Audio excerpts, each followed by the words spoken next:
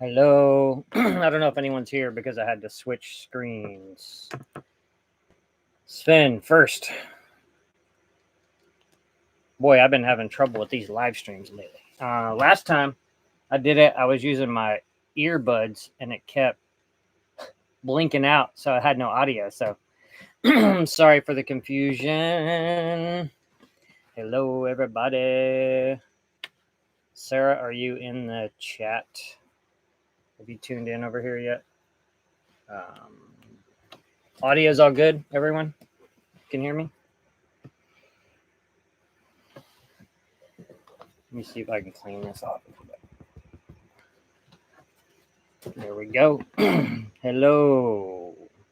Thanks for tuning in, everyone. How did you guys like? Oh, hi, Victoria. How did you guys like the video? I'm stoked on that video.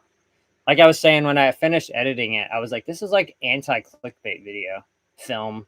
I call the longer ones films because I'm able to tell a story in a different way, rather than like the 20-minute vlog episodes. Like I'm able to like let things develop in a way. And that one that we just watched is like there's no audio, there's no music track on the whole thing. It's just nature sounds and the sounds of sailing. And like no real drama. I mean, some small things happen, but no real drama happens. So it's just peaceful sailing. And I've noticed time and time again recently that only the videos where things are really terrible for me get really decent views. So like the view count on like the immigration nightmare and all that stuff are like really high. And then I went to see the orangutans and had a cool speedboat tour in the jungles of Borneo. Almost no views. And then the next one was like me repairing an autopilot. Lots of views. Like people love to see misery. So I don't expect my peaceful sailing to the South China Sea video to do very well, but thank y'all for tuning in. I appreciate it. I guess first I will talk a little bit about what's happening in real time, and then I'll get into the chat and answer some questions. It's really hard for me to do both, so I'll go ahead and just like tell you what's up with me and where I'm at. I am in real time. What is it? August 25th. I am in Rebak Marina, Rebak Island off the coast of Langkawi in Malaysia. I am so happy to be here. I absolutely love Malaysia. I spent like 5 days or more in Singapore as well and loved Singapore. I filmed everything, so there's videos for you guys coming out of all those adventures. But it's been such a breath of fresh air to get somewhere that's like less wild and sketchy and everything after finally making out of Indonesia, which is really difficult, really trying for me. Mentally, physically, for the boat, everything. Here at Langkawi, huge yachting community. There's like tons of expats that live aboard here at this marina. There's like well-stocked chandleries all over the place, tons of boat parts, like everything you can imagine you can get. So it's just like, this is why I pushed up to Langkawi so that I can do the refit. So I need to haul Triteia out and do a pretty extensive refit to get her ready to cross the Indian Ocean at the end of January, beginning of February. That'll be the most serious ocean that I cross on the whole circumnavigation. So I have to make sure that she's just like fully ready, and she needs a lot of love. Like I got stuck in Indonesia for 10 months. There's no boat parts there. You can't even ship in parts because they charge you between 100% and 200% of the value of the part in tax. And you can't buy parts locally. So there's just no options for real repair or upkeep. So I'm going to be hauling out here at Rebak in mid-October when the wet season is done here, because now I've sailed up back into the wet season.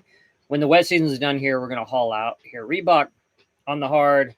We're going to redo all the bottom paint, prop speed on the prop. We're going to repaint the boot stripe and the top sides, repaint the decks and the Dodger, all that stuff.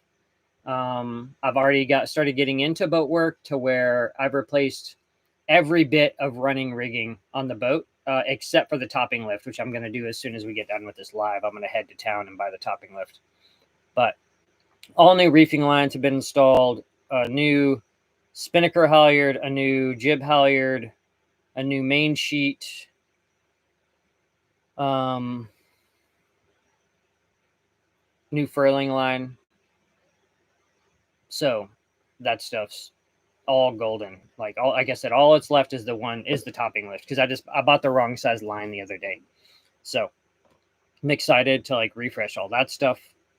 The jib sheet that I changed yesterday was the original jib sheet that I put on the boat a month after buying Triteia in 2017. So it lasted 8 years, and was it 18,000 miles, over 18,000 miles. So I got my money's worth out of that jib sheet. But it's good to refresh everything and get it ready. And again, none of these lines had failed. Well, the main sheet was having some chafing, but none of the lines had, also new jib sheets. None of the lines had failed, but that's how you keep them from failing, is you do the preventative maintenance of replacing them when you know that they're tired, or you know that you need the best when you go into an ocean as serious as the Indian Ocean. So that's where we're at. Just a quick note, if you see Sarah in the chat posting links, she's doing that. She's also doing the troll hunting whenever I'm focusing on talking to you guys.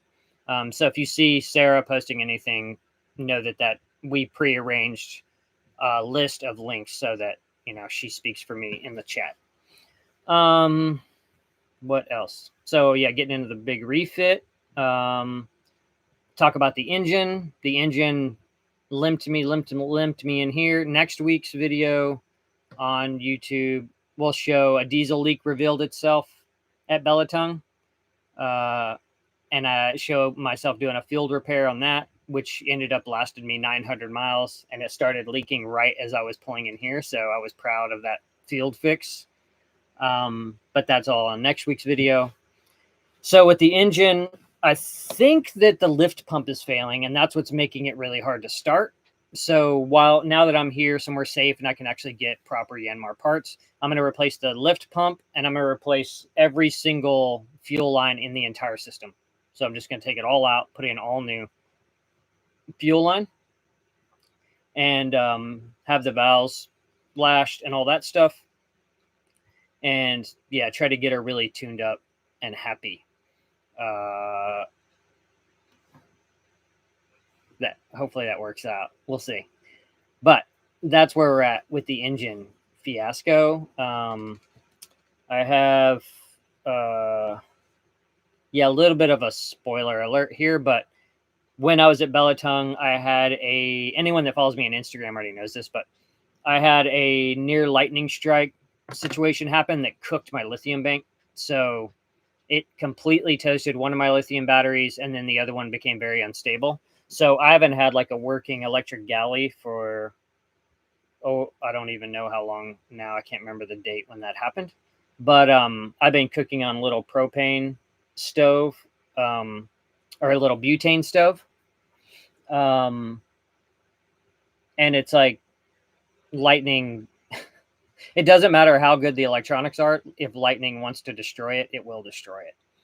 So that was like a really scary situation that happened there. But I emailed Dakota Lithium right away, and we were back and forth, and they've already arranged like a shipment. So I'll be we're upgrading my battery bank. So in Hawaii, they had sponsored me and sent me 400 amp hours to 200 amp hour batteries. And now they're going to be replacing those with two 320 amp hour batteries. So I'll be increasing my battery bank by, I think, 40%. So I'll have 640 amp hours, which will be nice. It'll give me more headroom. And Dakota also contacted I think it's Arco is the name of this alternator company, and asked them to work with me. They work with them, and they asked them to sponsor me. So they're going to be sending me a smart alternator. So I'll be able to really use the engine as a generator to charge which is fantastic because I've just had the stock alternator, and actually my stock alternator hasn't been charging my house bank for over a year. So that's exciting. So yeah, and Dakota Lithium sending me a lithium starter battery so they can get rid of the lead acid starter battery that I have. So that's super, super exciting to get all the batteries sorted out. I love those guys. They got my back. And you know, they handled the whole thing in a great way. That's happening.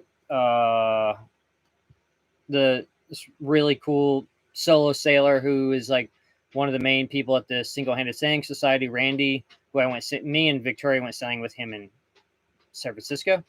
He worked out with Scanmar so that Pelagic Autopilots is also sponsoring me. So I'll be getting rid of my Franken autopilot and installing like a Pelagic unit, which is like a nice, so that it's just the piston unit that goes in the, like the control arm or whatever that's called, that goes on the tiller. And then the brains electronics are all down below. So it's a much safer situation. So I'm excited to get that going. I'm also going to try to get a dinghy sponsor to replace Gary. I love my little orange dinghy so much, but it's just not as buoyant as I would like. And with that 6 horsepower outboard, the ass end of that thing sits so low in the water that it's very easy to get swamped.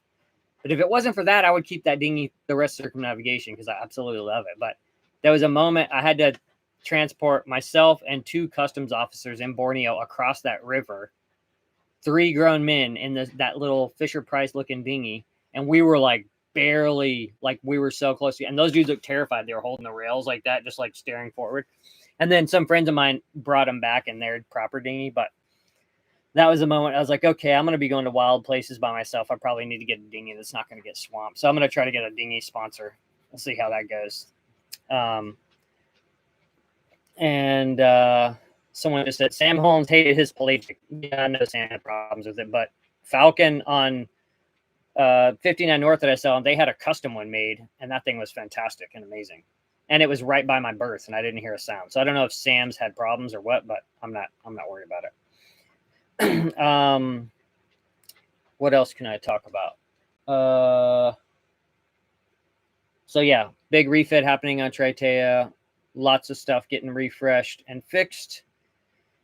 And I'll be flying back to San Diego a week from, I think, a week from tomorrow or a week from today. I don't know. In like a week, I'll be flying back to San Diego for a month because it's the wet season here and I can't do any boat work. And rather than just be trapped on the boat editing here in the rain, I can go back to San Diego and sit across the table from my beautiful girlfriend, Victoria, and edit videos there. And then me and Victoria are going to go to the Annapolis Boat Show. This is my first time ever being at any boat show, especially one as big as Annapolis. This will be really cool. So I'll be doing a panel discussion with 59 North on the Saturday morning of the boat show. And then Latitudes and Attitudes magazine want me to do a meet and greet with them in their booth. We haven't arranged the time yet, but you can keep an eye on their Instagram account or my Instagram account for info about that. So that'll be fun. No one has contacted me from the YouTubers booth, so to my knowledge, I'm not doing that. But I will be doing that meet and greet with Lats and Ats, and then me and Victoria will be just wandering around the show and having a good time. So it's like storming outside. Can you hear it? Big squall. Let me close the forward hatch.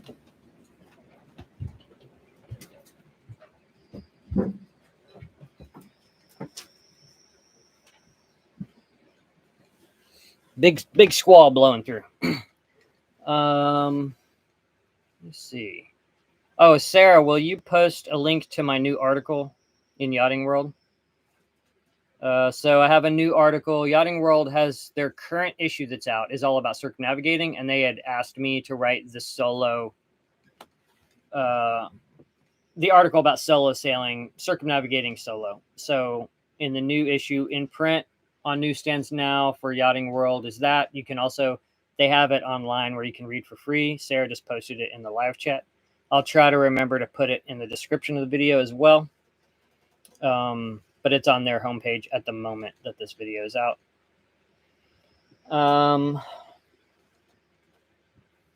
What else? Let me check my notes real quick. My brain's getting old.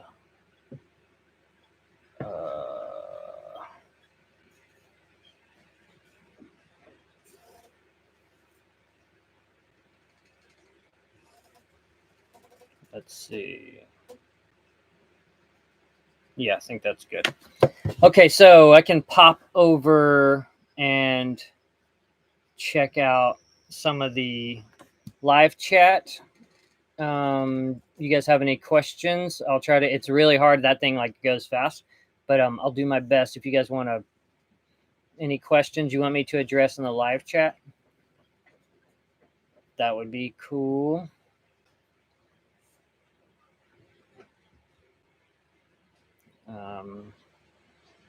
Who's going to the Annapolis Boat Show? Anybody?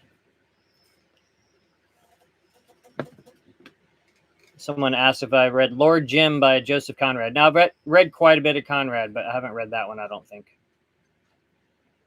Someone said, yes, where did you meet Victoria? Victoria, are you still in the chat? Get in there and you can answer that. Me and Victoria were Instagram friends, and when I was in Southern California last time, I was just asked if I was thinking about doing, well, my patrons were asking me to do a meetup in San Diego. So I was thinking about going down to San Diego. So I said, hey, do you want to grab coffee if I'm down there? And she's like, oh yeah, absolutely. She's like an ocean sailor. She's like a lifelong sailor and cares for like special needs dogs. So I knew she was a good person. So I was like, hey, it'd be cool to meet up if I'm down there. And we met up and we just hit it off like wildfire. Someone said, so you'll sell to Madagascar? Yes, I'll be spending like a month, maybe a month and a half in Madagascar. Super excited about it.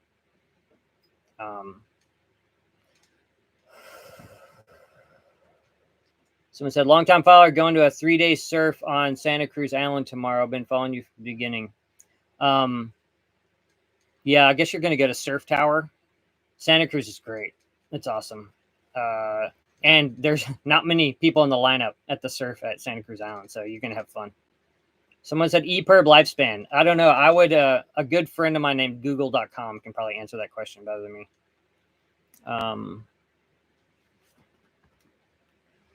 What else?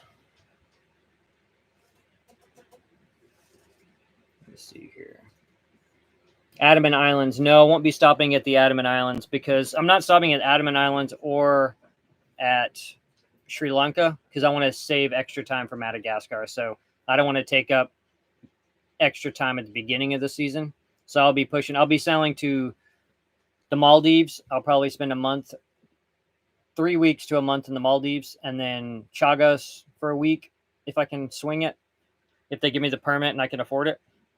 And then Mauritius, and then Reunion, and then up around the North Cape of Madagascar, and then do Madagascar, and then head down. Basically, it's like I need to leave Phuket by the end of January, and I need to be in Cape Town by October 1st, safely for weather reasons. So that's my window of what you have to cross, and I have to do like 6,000 miles next year. So it's going to be another hard push year, but there's no way around it. Someone said, since you do YouTube as a job, do any country would make you get a work visa? No, never had any issues with that. Someone said, are you going to fix your engine or just get a new one? I'm going to try to just repair my engine, get it tuned up. Someone said, what's the condition of the engine at this point? I talked about it a little bit ago in this live stream. I'm going to replace most of the elements in the fuel delivery system, and hopefully that will solve the engine issue. When are you going to cruise back to Cali? My best guess is 2028 is when I'll complete it. But I also thought that the whole circumnavigation was going to take like 3 or 4 years, and I'm on year 4 now. So, and I'm only halfway around. Someone said, love to see her sail around Newfoundland one day. I was born and raised there. Yeah, I sailed there with 59 North from Newfoundland to Greenland to Iceland in 2023. It was stunningly beautiful. Someone said, "What's the best food you've had on your voyage?" Probably pizza in New Zealand. It was like smoked fish, capers, and white sauce or something. It was delicious. Someone said, "Do you think you'll stop in the UK in the future?" Not on this circumnavigation. It's not on my route. Someone said, "Are you streaming on Starlink?" Curious how that works. Yes, I'm on Starlink. There's also really good Marina Wi-Fi here, but I didn't want to risk it being unstable during a live stream. So, how can you afford to sell for a living? YouTube has been my full-time job and paid all my bills since 2021. I also write for all the major sailing magazines, but those paychecks are so few and far in between. They just kind of go to the credit card when they come in.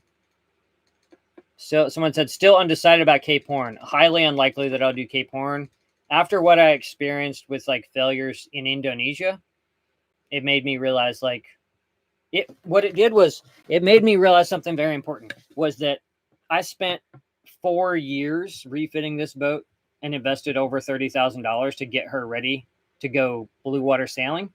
And the longer you're out, the more things wear out and break down.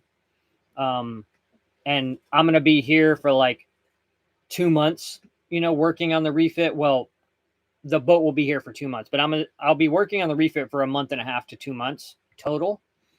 And there's no way I'm going to be able to update everything that I updated in California over a 4-year period. So I'm going to do exactly what I can. But by the time I get to Africa and to Brazil, that's going to be another year and a half down the way and another 8,000 miles put on the boat. And she's a 60-year-old boat. So I don't think, in my head right now, I don't think the boat will be in the condition that I believe she needs to be in to do Cape Horn. So like if I was in Cape Town and I had like 40 grand to like refresh everything on the boat, then maybe I would consider it. But at this point, you just have to look at the limitations of the boat you're on. And also I believe in good seamanship. So like my ego doesn't rely on saying that I did Cape Horn the wrong way on a 30-foot boat. Like I have friends that have done it for sure and had no problems, and I've gotten a lot of advice, but just being in those wild sort of places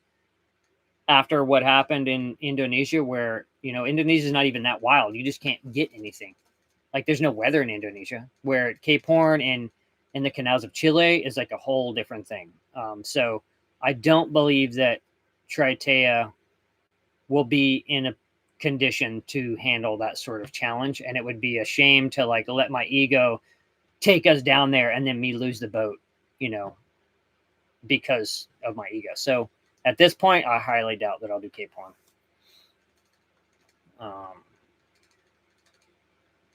What else?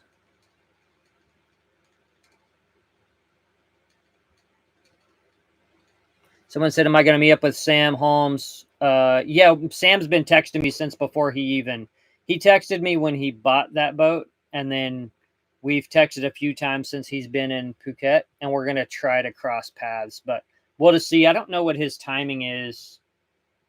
Like I know the route he plans on going, but we're going to try to link up. And cause he said, oh, we should do another collab video for YouTube. So hopefully we'll do that. I'd love to see him and see his new fancy boat.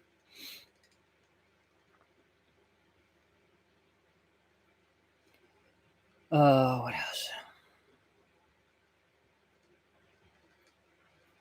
Robin mentioned the video of the Tahiti, the Papeete Marina in Tahiti. Yeah, that place was super nice. Really, really nice marina in Papeete. So someone says, so Suez and Panama Canals. I'm not doing Suez. I'm going around the Cape. I'm going around Cape of Storms, South Africa, but I'm doing the Panama Canal, most likely.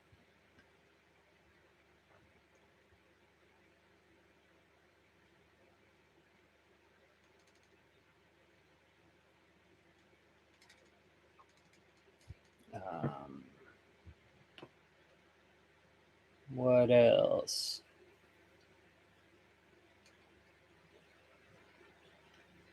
Someone said, oh, I plan on keeping Triteia forever. Well, I don't have any intention on getting rid of her, so I don't know what I'm doing forever, so I can't really answer that. But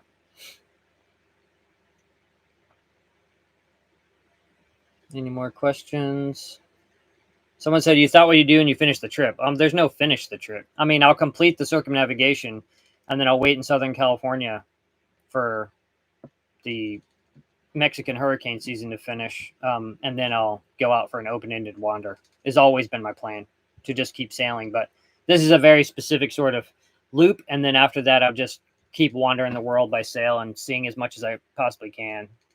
Like, I would imagine it'll be like, go to Mexico, really spend more time in places than I've been able to on this circumnavigation. So I'll spend extra time in places to really, really take it in, weather permitting.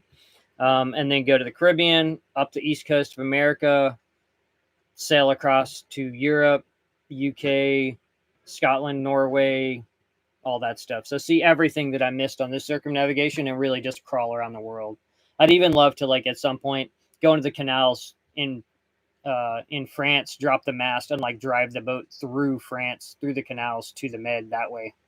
Spend a whole like season in the middle of France in the boat would be awesome. Someone said, have I done Thailand? No, I'll be doing Thailand in December and January. I'm not going to the Med on this circumnavigation.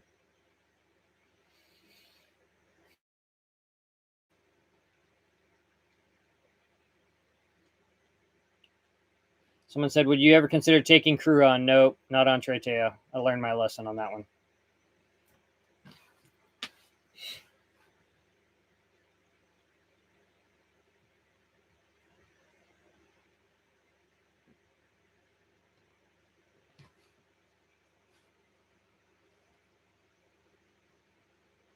What else? Any more questions? Thanks for everybody that tuned into the premiere.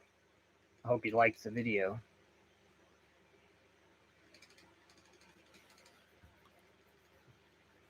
How about a potential book deal? Yeah, Adler Cole's actually huge nautical publisher that's part of Bloomsbury or whatever that published Harry Potter. They reached out to me. Like, Cole emailed me and asked me if I'd be interested in publishing a book with him. So that plays out.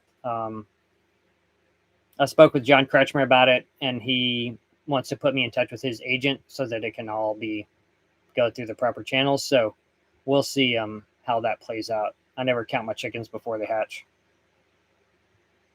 Someone said, will you ever buy a home somewhere, James? I have zero interest in land life.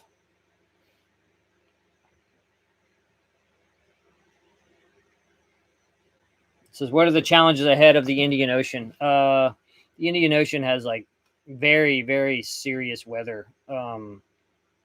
Pretty mean. Kind of like a click smaller, like a click down from between Fiji and New Zealand. But that's a short distance, where the Indian Ocean is like 6,000 miles across. So, it's like 30 to 40 knots for 6,000 miles is pretty average. So, and the seas that come with that. So the Indian Ocean is like a deadly serious bit. Luckily, there's lots of places to stop. So there's not even going to be, oh, it's raining. Just a sec. There won't even be like a stretch that's like 2,000 miles if I go the route I want to go.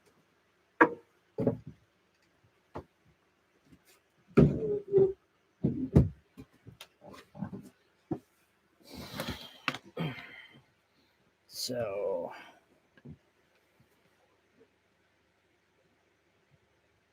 someone said, when are you going to get a cat? I love cats. I love petting them. I love it, hearing them purr when they lay on my chest. But if you're talking about a catamaran, I would never in a billion years own a catamaran. Not for me.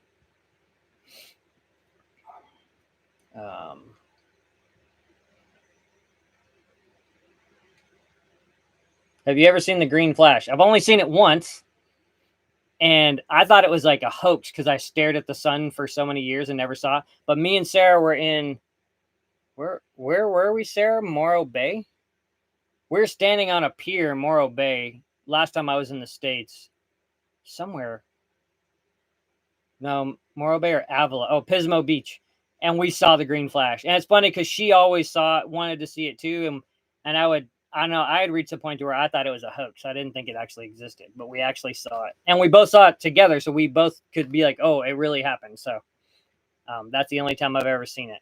I've looked for it a billion times. Someone said, what was your experience of taking on crew? When I had Rhonda aboard for 9 months and she absolutely hated it and made life much more difficult than being solo. So no, I will not take crew on a 30-foot boat. For sure, like coastal stuff, like doing adventures, but ocean sailing, this boat's not set up for having crew. And I don't, yeah, it's just doesn't work for me. I love solo ocean sailing, and this boat is just like way too small.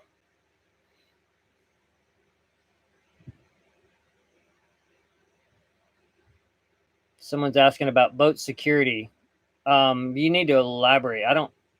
The only place that I've ever felt insecure in my life was in the United States of America. So there's not really any security to worry about.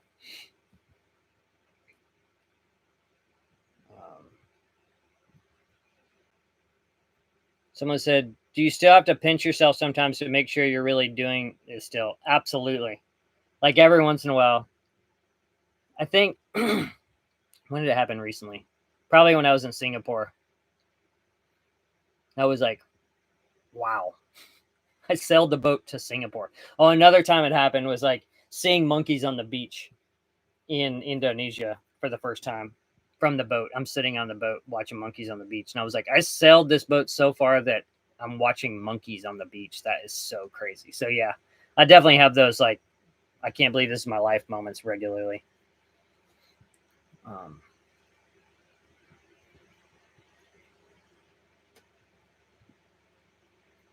Someone's saying not even Holly. Holly, why would Holly need to be crew? Holly's a better sailor than me. How costly is it to pass through the canal? It's extremely costly, but hopefully the price changes by the time I get there.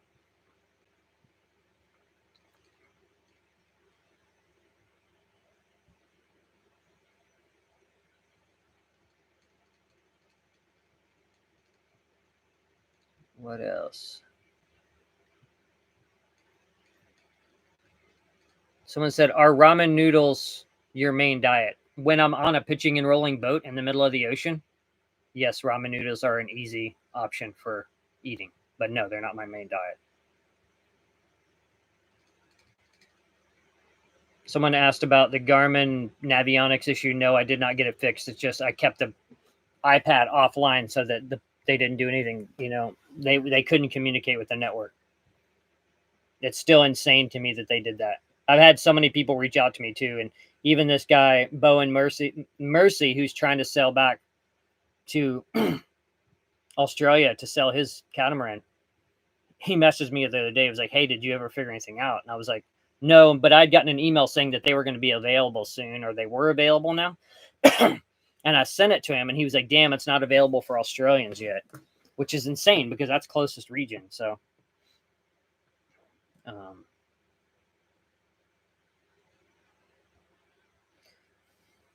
someone said you had a trying time in Indonesia. You regret the route. Looking back, would you have gone through the Philippines instead? Absolutely not. It's the same situation, except the Philippines actually have pirates. Far more dangerous in the Philippines than Indonesia. And it's the same amount of motoring. It's the same distance. There's no way around it. I can't say if I regret it yet until I cruise Thailand, because you can't cruise Thailand, and even here in Langkawi, without transiting Indonesia. So if you're coming the way I'm coming. So I can't really honestly answer that question until January when I finish cruising Thailand. So far Langkawi seems absolutely incredible.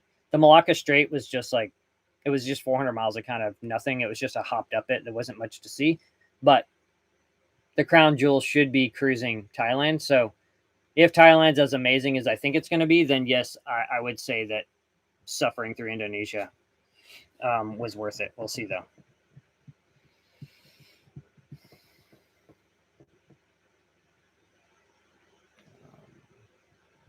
Someone said, can you handle pirates? Sarah, will you put a link to the pirates question? Oh, she did. Good job.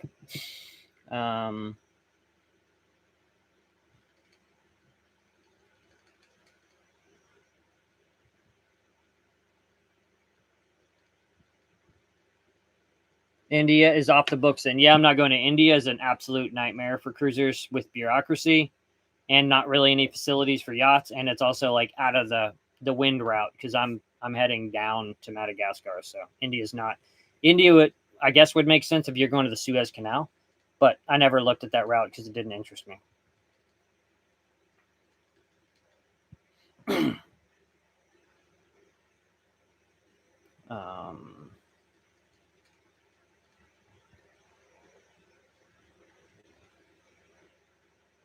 Someone's talking about how close I got to the orangutan. Yeah, it was so cool. He just like cruised past. What a massive beast. So cool.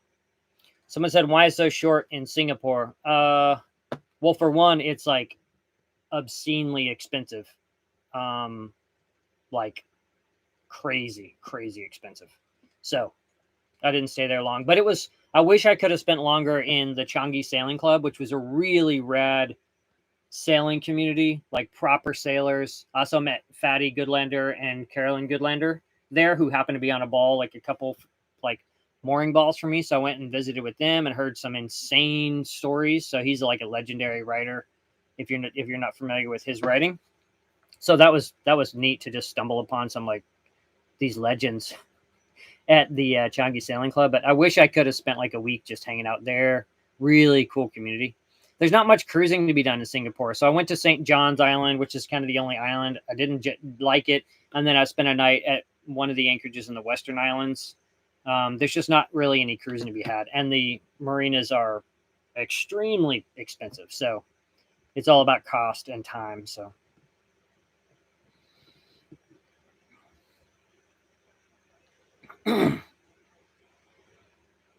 someone said, what's the story on a long passage, James? If you had to dip into a country because of weather, safety, but you don't have a visa? Well, it's like if you just dip into a country, they'll put you in jail and impound your boat for the most part. That's pretty common. And then getting out of that situation is a bad scene. So it's not advised. I mean, there is maritime law where you're like, well, I had these problems, but doesn't mean they're not going to imprison you first and then ask questions later. Someone said, when was the last time you scraped barnacles off Triteia? She just has no barnacles on her bottom right now. I dove on the boat. Well, I've been in croc waters for a long time, but I dove on the boat in Singapore and checked it out, and it was just like light moss, no barnacles whatsoever. But the last time I cleaned it was at Belitung, I think, in Indonesia.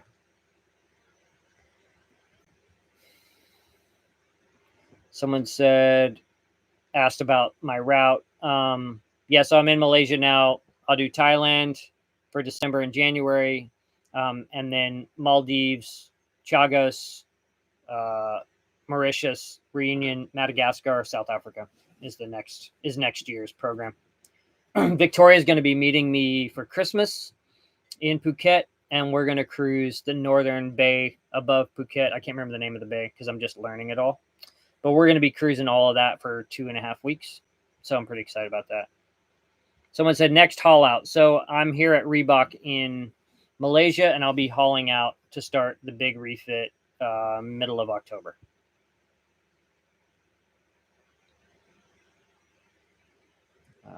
Judith asked, how am I? I'm in fantastic. Everything is perfect in my life right now. I'm very, very happy, in a very good place.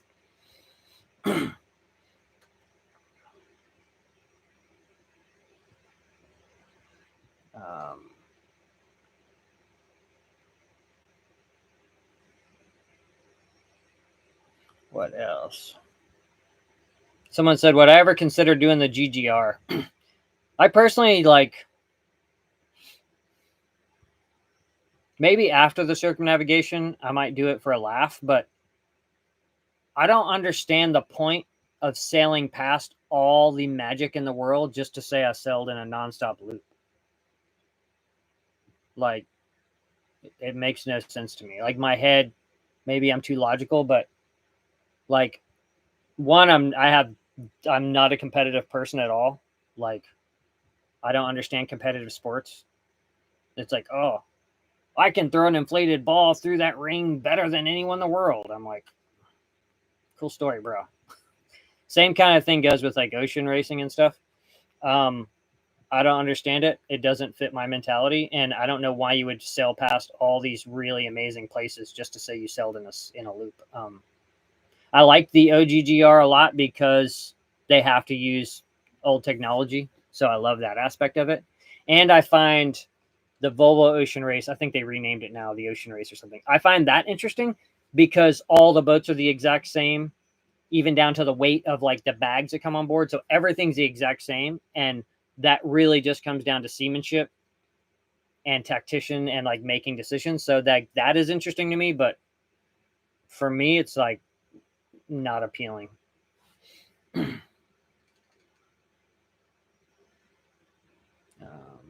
What else? Someone say current status your engine and plan with it. I'm going to replace all of the line. I'm going to replace the lift pump and all of the lines in the entire fuel delivery and return system and see if that fixes the problem. Is the current plan with the engine.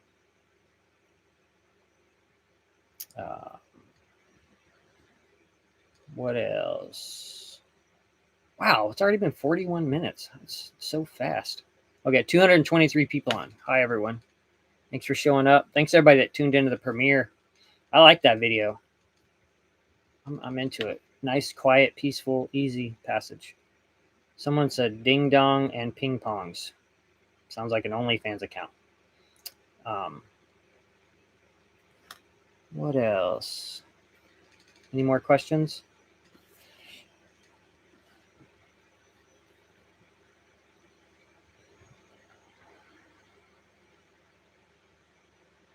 How's food in Malaysia? Very similar to Indonesia, except there's a lot more Western options here, which has been nice to have stuff that is familiar to me.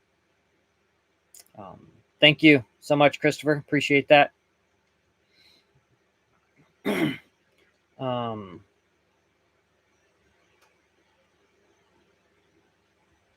How's the standing rigging holding up? Does it need replacing soon? No, all my standing rigging was brand new when I left, so it'll be good for the rest of circumnavigation. Looks great. Someone said, what would a main sheet replacement cost roughly? I just replaced all my running rigging on the whole boat. The main sheet, well, it depends on where you buy the line at. Here in Malaysia, it was like not very much money. I can't, off the top of my head, I can't recall because I bought a bunch of stuff all at once. But I think I bought, yeah, I can't. I would say I would just make up a number, so I'm not even going to attempt it. But very, very affordable. There's actually Marine Supplies Asia or GANS. Yeah, I think I bought it. Marine Supplies Asia they have a website and a really well-stocked chandlery owned by a Kiwi couple who are really nice, Dave and Sarah. I visited with them a long time yesterday, and they give like a 10% discount to cruisers who are doing refit projects. So if you're having to buy a bunch of stuff, they sell the stuff at wholesale to cruisers here doing refits, big projects. So I was in there talking to them yesterday about getting that set up. So yeah, that's going to help with the cost. Someone said, what kind of music do you listen to while sailing? I don't listen to any music while I'm sailing because I think that the sound of the sea and the boat and everything is like an integral part of the experience.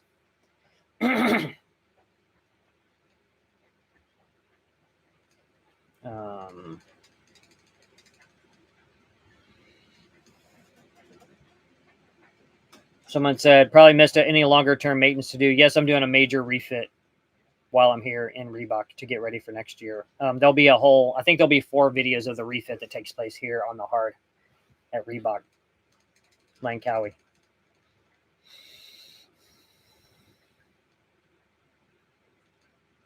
Someone said, have I cleaned the high pressure fuel injections? All the fuel injections are all brand new, not even a year old on the engine.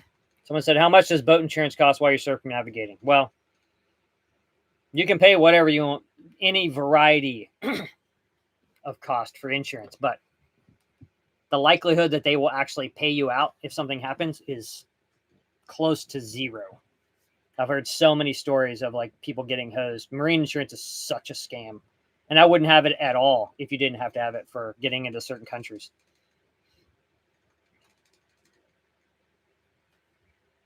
What else?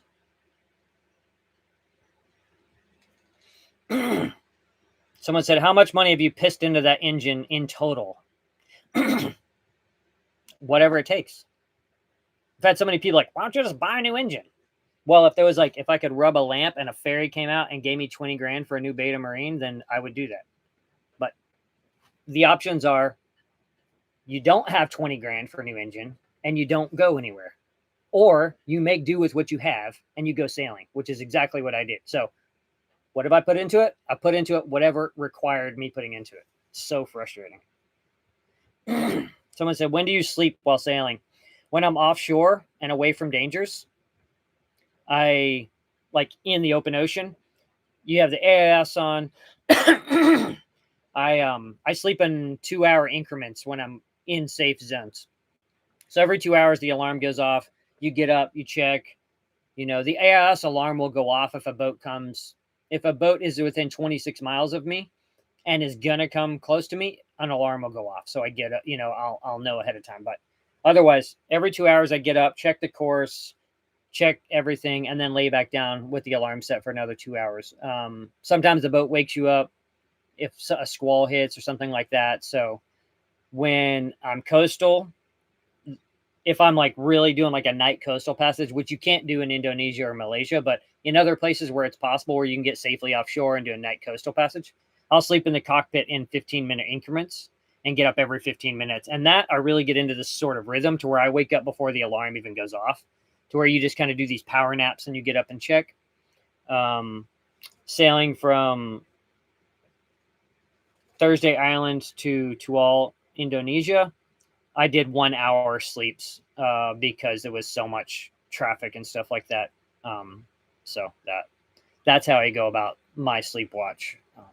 Thank you for the donations. I really appreciate it, everyone. Someone said, how long did you been thinking about doing this trip before it became a reality? So I decided for sure. I decided in 2014, after I got turned on to sailing, that I was like, I'm going to sail around the world when I turn 50. And then that was when I was 39. When by my 40th birthday, I had moved it up to, it was like, I'm leaving when I'm 40. Oh no, I was like, I'm going to leave by 45. So I had already moved it up 5 years, and I had no money, no money possible in the future, and no boat. But I was like, I'm going to make this happen. So I ended up leaving at 46 only because of the pandemic. So I was delayed by a year. So before it happened, 39 to 46. So what is that? 7 years, you know, before I was able to make it really, really happen. And I would have hit that schedule if it hadn't been for the pandemic. I would have left at 45.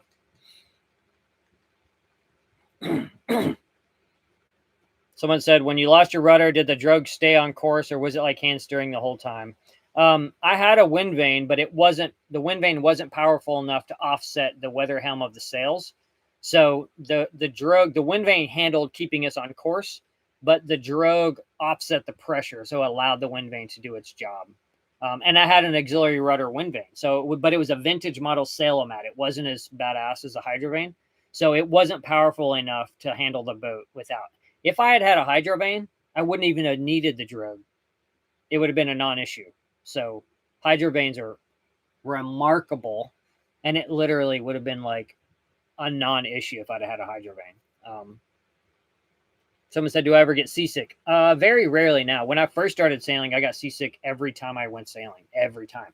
So time on the water changed that for me. Now it's really rare that I throw up. I think I've thrown up once in the last like 4 years. And that's because I ate some really greasy pasta before. Really rough seas. Someone said, what inspired you to live this way? I'm going to tell you my gut reaction to that. The first thing that came to mind when I read that was a general dislike for human beings. But the reality is I just want to see everywhere in the world. So I had traveled much of the world. I visited, I think, 30 countries now in my life, and only like 7 by sail. So I like to see other cultures. I like to see other places. I like really seeing wildlife and nature and just how different places are from what I grew up with. So I have a curious mind and like seeing the world. So that's what my big inspiration was. It says, was the reality of real world sailing way different than you originally thought compared to YouTube sailing videos? I don't know that I ever based my expectations on YouTube sailing videos. All I did was use those as references for places I was going. But the thing I will say is like sailing, circumnavigating, sailing the world is much easier than I thought it was going to be. Yes, it's very, very hard at times. And sometimes it's like terrifying, whether it be like financial concerns, gear breaking concerns, anything like that. So it can be very, very stressful. But for the most part, it's way easier than living on land. It's like, especially live under anchor, you can like really minimize your expenses. So it's like when I lived on land, I worked more than 40 hours a week. And still before, a couple days before the paycheck, I would barely have enough money for gas to get to work. And I wasn't doing anything extravagant with my life. I was just barely surviving. And so in that aspect, like cruising the world is so much easier and less stressful than my life on land was. Someone said, ever get drunk out at sea? Now, I've been sober my whole life, so no, I don't get drunk out at sea. And I don't advise anyone getting drunk out at sea solo. It's a good way to die.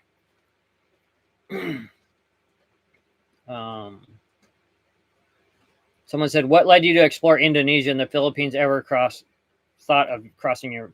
Philippines are a known red zone. It's really dangerous in much of the Philippines. There are spots that people go to. It's not necessarily smart to go to the Philippines by yacht. I would love to go there by plane, but it's a known spot where people get boarded and robbed.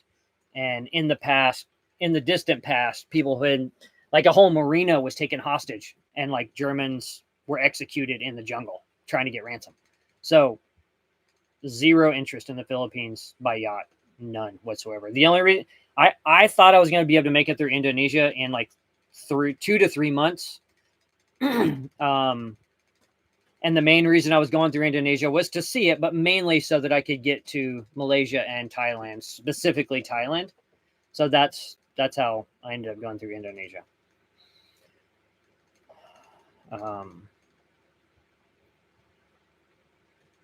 Someone said, how long can you expect hydrovanes to last? I've seen that video of you switching parts between your 2 hydrovanes. No, you're confusing hydrovanes with autopilot. Hydrovane is the wind vane on the back of the boat. What you're talking about is an auto tiller, which is an autopilot. And that's from marine, and those things last very short periods of time. Someone said, are you working on and planning a book about circumnavigation? Yes, I'm writing a book about circumnavigation in real time, and there'll be a number of books that come out before I finish circumnavigation, telling stories. So like the Hawaiian Adventures book of all my adventures in Hawaii is almost completely done and will come out next year. But there'll be a big book about circumnavigation at the end. And there'll most likely be a very big book talking about the situation between LA and Hawaii and all of that stuff. That'll be a separate standalone. That'll probably be the first big book that comes out on a major publisher. Someone said, what did I do before sailing full time? I was an art handler for major museums, all the biggest private collections of art in California, and galleries for 20 years before I left. Someone said, do you watch other sailors on YouTube? I do not watch any YouTube channels. I used to when I lived on land. I watched every channel I could, but since going cruising, I don't. Sometimes I'll check in on my friends' channels and watch, like people that I know personally. I like to watch their videos, but as far as like regularly watching other vlogs, I do not.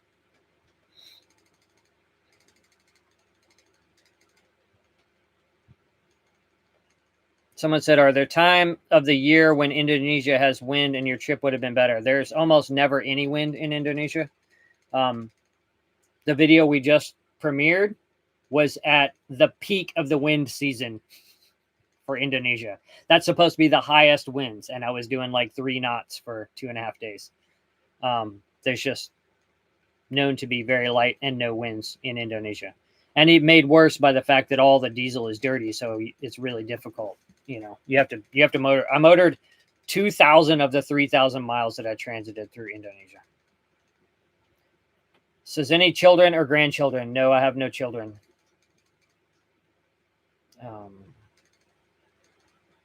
Someone said, do I like sailing? I absolutely love sailing. And sometimes I also like it. Sometimes I don't like it also.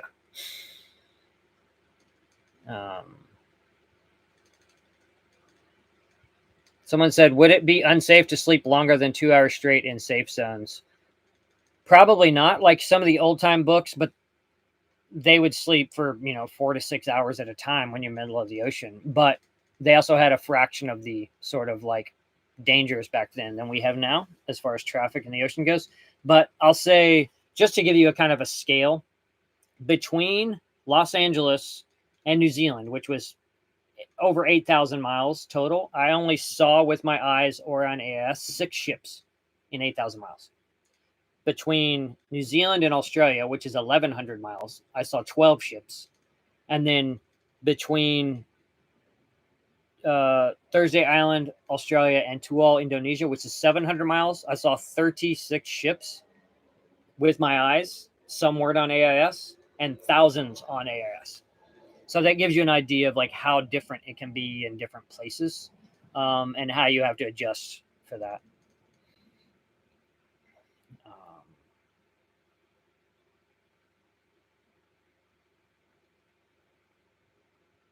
What else?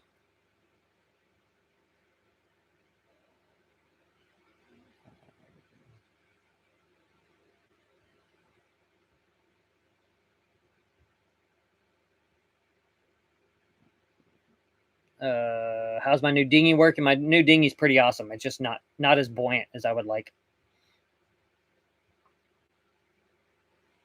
Sarah, I see you keep having to like delete someone's comments. If that dude keeps offending, then just put him in timeout for 24 hours. What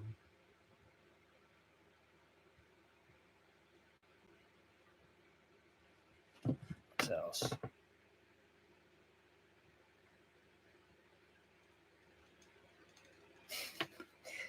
Victoria's texting me funny things.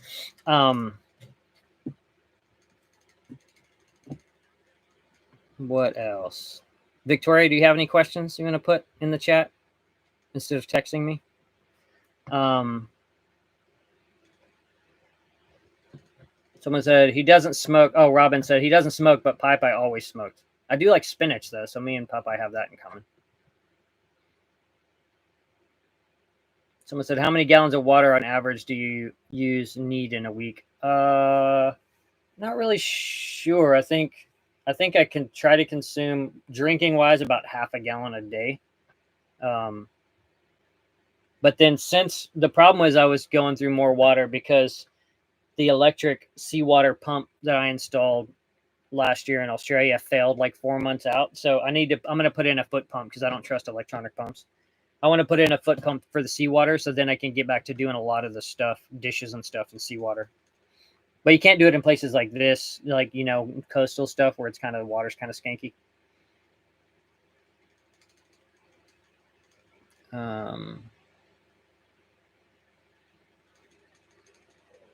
Someone said, thoughts on cheap lead acid versus lithium batteries. Lithium are the way to go if you can afford the investment.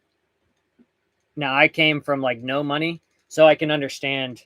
And just like when I got annoyed earlier about, people telling me to just put a new engine in. If you don't have the money, you don't have the money. So it's better to go sailing with lead acid if that's all you can afford, and go sailing. You can make do with it. But lithium, like Dakota lithiums, are guaranteed for 11 years. So during that time, you're going to end up going through like 2 or more of each of the batteries of lead acid because they don't last as long. With full-time cruising, they last 3 to 4 years.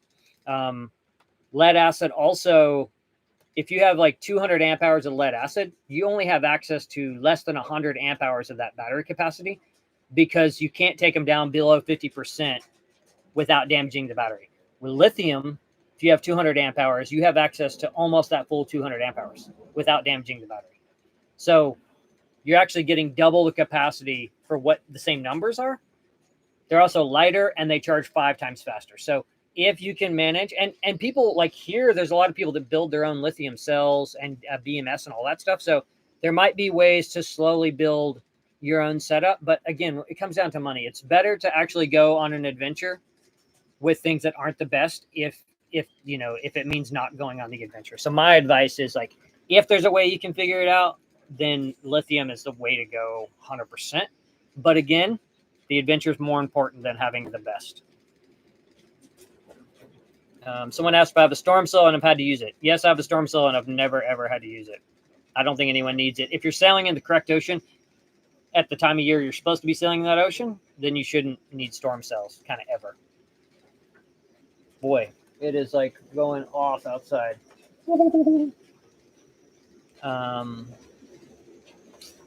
What else?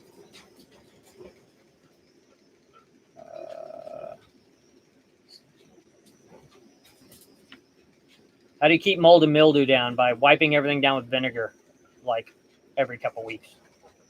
White vinegar. Someone said, which areas of your trip have been so far with mosquitoes or bugs? Not nearly as bad with the bugs as I had suspected it would be.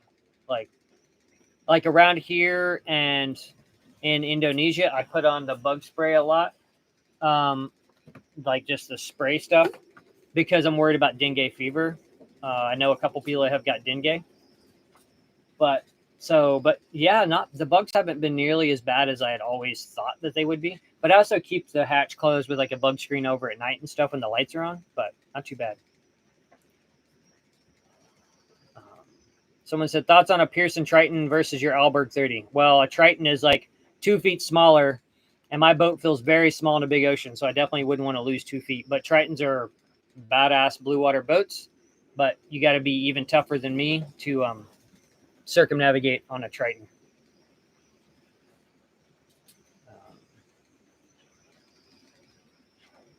Someone said, asking me about hunters' worthiness of ocean crossings. They're not blue water boats, and I would not want to take a hunter in the ocean. People often say, well, what kind of, can I cross an ocean in this? And I always say, technically, you can go across Niagara Falls in a barrel, but it doesn't mean it's a good idea.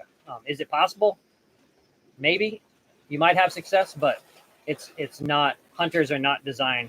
They're perfectly fine for coastal cruising, but they're not made as ocean-going boats. And you're kind of really rolling the dice, taking boats that aren't designed. Oh, maybe I'll show you guys what's happening. Wet season. Can you see that?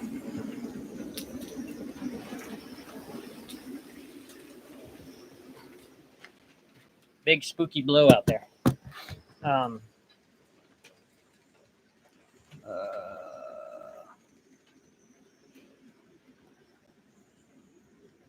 What else? Any more questions?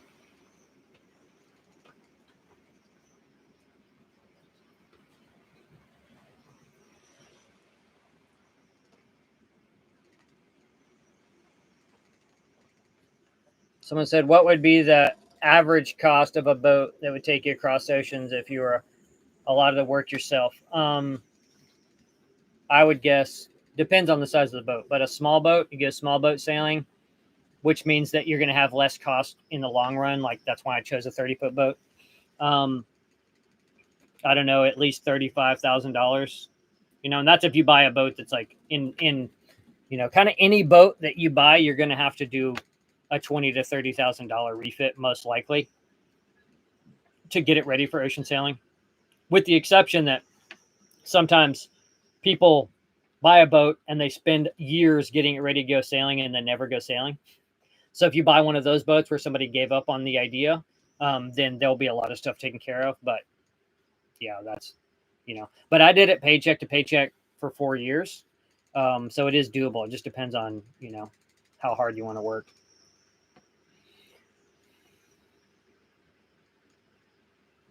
Someone said, how difficult is to learn sailing? I guess it depends on the person. Yeah. I mean, kids do it in Sabbats. You know what I mean? So the concept isn't too complex. It's mostly time on the water. But I've also had people like landlubbers on the boat where they couldn't even hold the tiller straight long enough for me to go down and pee. What up, Mark? Thank you. Where like, you know, they couldn't even figure out the tiller long enough for me to like go relieve myself, and I had to run back up and grab the tiller because we were backwinding. So I don't know that it's for everyone, but you know, you should check it out. Someone said, any accidental jobs in circumnavigation yet? Probably had one early on, but generally, you know, and when I had the one I had a preventer on, I always run preventers, so it wasn't catastrophic, but probably only one. I'm really good about paying attention to that sort of stuff.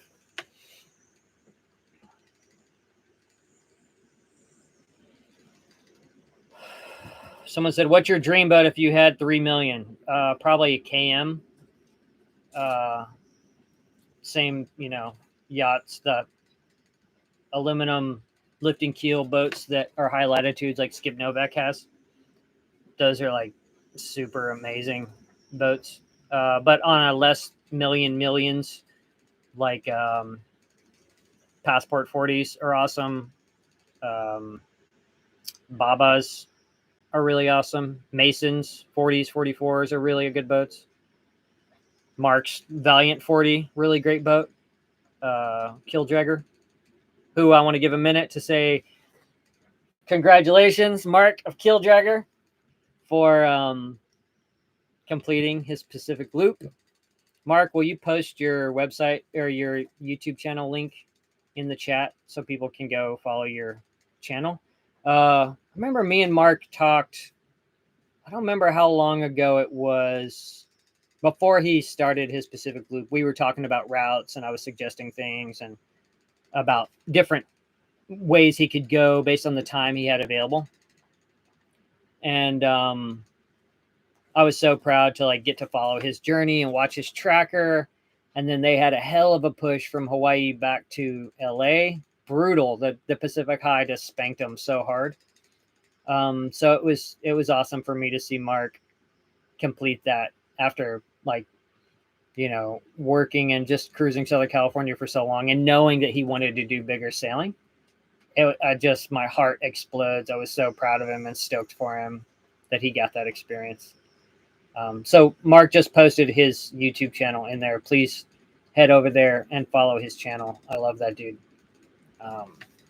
So very exciting. I have like 3 different friends that completed Pacific Loops in the last few months.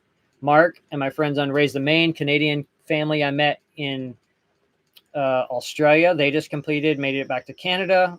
Pretty epic Pacific Loop. And my buddy Bruce on SV Bob. I met him in Marsden Cove in New Zealand the day before he was leaving.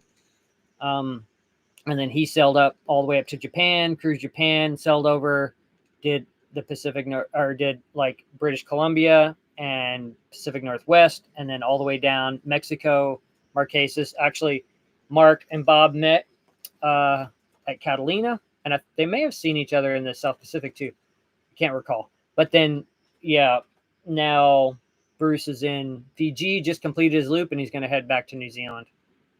So pretty exciting to see a bunch of people that I know knocking out these really epic sort of experiences. Makes me very happy.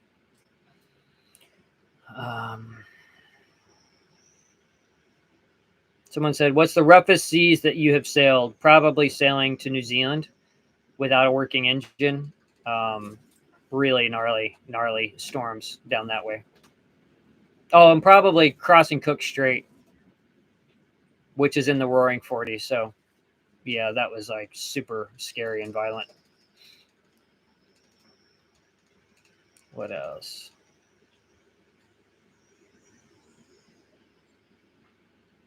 Any more questions? Any knockdowns? I've had probably, I think, 4 knockdowns. I had 2 knockdowns in the Cook Strait alone. and one of them threw all of my knives right into my. So like I was sitting there, and luckily the knives were sheathed, but it was like a cartoon. They all landed in my lap. Yikes! Almost became a eunuch. Um, what else? What make is my AIS? It's ICOM standalone unit, which has I have to send the head unit into to ICOM to get them to figure out what's wrong with it. Someone says, any advice starting out from the Atlantic Ocean, Atlantic coast? Yeah, um,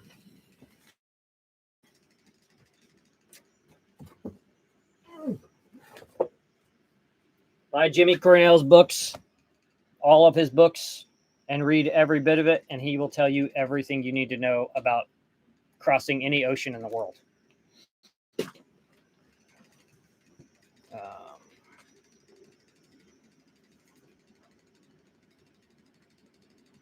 Someone said, have you ever seen people sailing in the Arctic on YouTube? Yeah, I think that Alluring Arctic dude, he does a bunch of Arctic stuff. That's so funny because that dude, pretty successful channel, but I don't know how it's really a sailing channel because he doesn't really sail. He just kind of like sits on his boat in the ice. I dig it. I used to watch his stuff. He's funny. But I was thinking about that recently. I was like, how is that really a sailing channel if you're not really sailing and you're just kind of motoring in the ice? But I had to motor for 2,000 miles through Indonesia, so I can't talk any shit. That's for sure.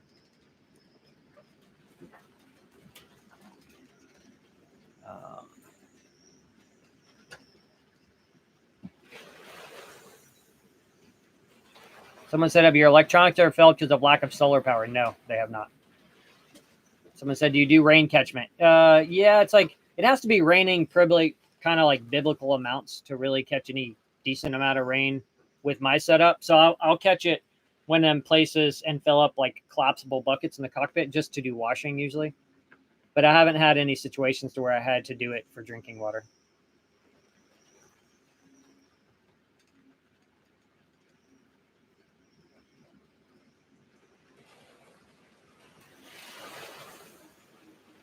Someone said, thoughts on junk rig conversions? They don't interest me. Zero interest. A lot of those in New Zealand. Someone said, do you crave any American food while you're out there? But what's American food really? Spam? I always wondered that. Like, what is American food? Western food, I like pizza. I like fish and chips. And yeah. But American food, like, what is American food? Hot dogs, maybe, huh? Um, but isn't hamburger German food? Someone said hamburger.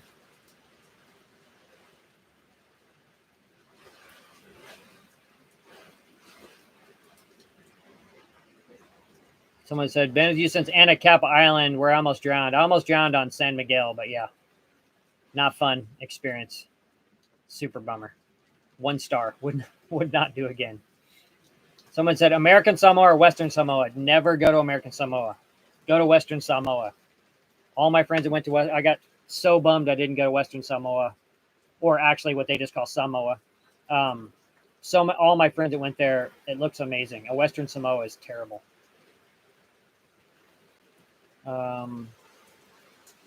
If someone said In and Out for American food, yes. Robin asked if I was baking loaves of bread. I haven't had a working galley because my lithium bank got toasted by lightning for a while, month and a half, maybe.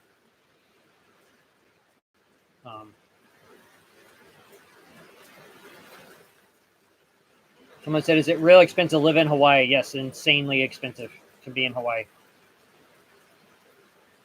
SV Tiny Dancer said they're at Catalina right now. I love Catalina. Like I mentioned earlier, I'm flying back to San Diego in like a week, and me and Victoria are trying to talk her dad into letting us take his Catalina. Victoria, what's your dad's boat? Catalina 32 or something? We're trying to talk him into letting us take that for a week of her working remotely at Catalina.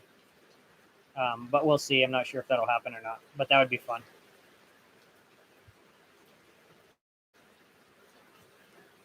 Someone said, how often do you varnish your teak, or I guess you would say bright work. But I do it like I try to do it once a year, depending on where I'm at. I need to do all my bright work while I'm doing the refit. The last time I did it was Nelson, New Zealand, so a year and a half ago. Someone said, what's a piece of gear that you acquired on this adventure you didn't know you needed, but you can now not live without? Losing my voice because we're like an hour and 15 in. What is a piece of gear that I didn't know I could live without? Oh, you know what? I know exactly what. Where is it? This is like one of the best small things ever, and I wish I'd known about it forever. It's a rangefinder. This is like if you're a person that anchors anywhere coastal, whether it's in your local waters or goes cruising, get a rangefinder. And this was, I think this one was like $20 on Amazon or something. It's for like bow hunting or golf. But you use this to judge your distance to shore, to rocks, or to other boats. And you can write down the distance on a piece of paper at the chart table. And then you have the peace of mind to know whether if you're dragging, if they're dragging, or anything like that. Like, because a lot of times this weird phenomenon happens where you're anchored near cliffs and it looks like you're a boat length away from cliffs. The first time it happened to me was at Pelican Bay on Santa Cruz Island. I thought I was a boat length from the cliffs. I was like mortified, and I was certain that I was dragging into them and I was going to lose my boat. I was like so anxious, but my track didn't show that I was dragging, but I was like so like really stressed out. I didn't have a rangefinder at the time. I took the dinghy out. I hiked up. You have to go to another bay. Hiked up the backside. When I got a vantage point, I was anchored in the middle of the bay. I was like a quarter mile from the cliffs. And it was like baffling to me. And when I got back on the boat, even though I knew the distance, it still looked like I was a boat length away from the rocks. So this, especially with other boats dragging or you dragging, this will save you so much stress. So much. Someone said, am I a golfer? No, I'm not a golfer. I am terrible at sports that aren't dangerous. Someone said, story behind your bat tattoo. I'm a like lifelong goth boy, so that's the story.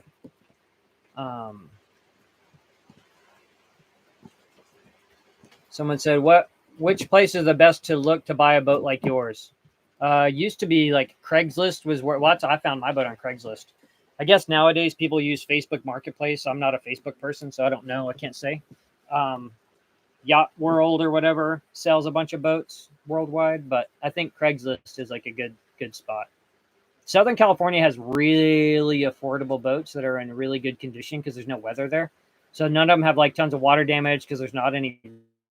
The temperatures never get really hot for a long periods of time. So the boats are in Southern California are pretty affordable compared to the rest of the country, and they're usually in really good shape. But I will say that recently I discovered, and I'm trying to talk a couple of my friends into this. Here, Langkawi, Malaysia, would be an awesome place to buy a boat. There's quite a few really cool boats for sale here, pretty affordable. There's chandleries and boatyards, so you can actually get the boat running the way it needs to be running. But you could buy a boat here, keep it for like, to cruise Thailand and Langkawi for a couple of years, and then decide where you want to go from there.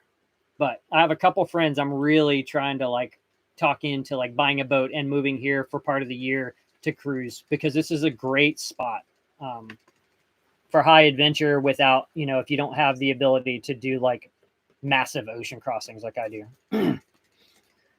Thank you so much for the $5. Appreciate it. Thanks to everyone who's been contributing cash. Really, really appreciate it. I'm about to start bleeding cash with this refit. Someone asked if I sold in Mexico. I have not sold in Mexico.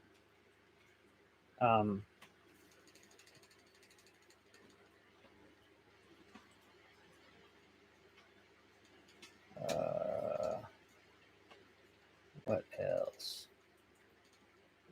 Any more questions that I missed? Would I sell Mexico? Oh yeah, absolutely. I want to spend a ton of time to see Cortez. It looks really, really beautiful.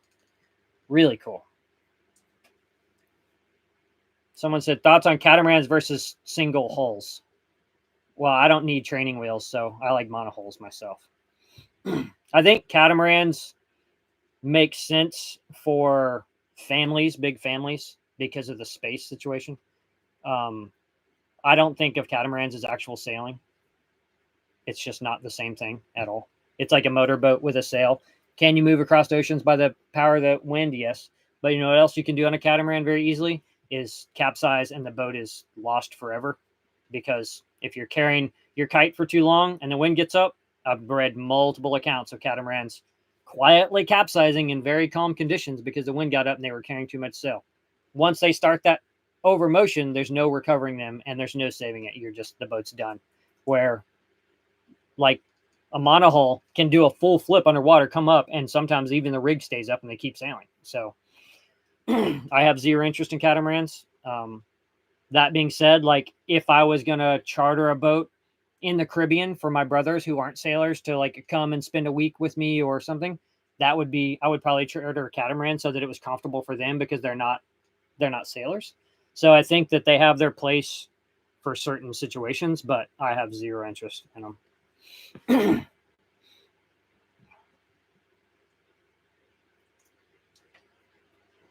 Someone asked if I'm heading to the Med. No, I'm not heading to the Med.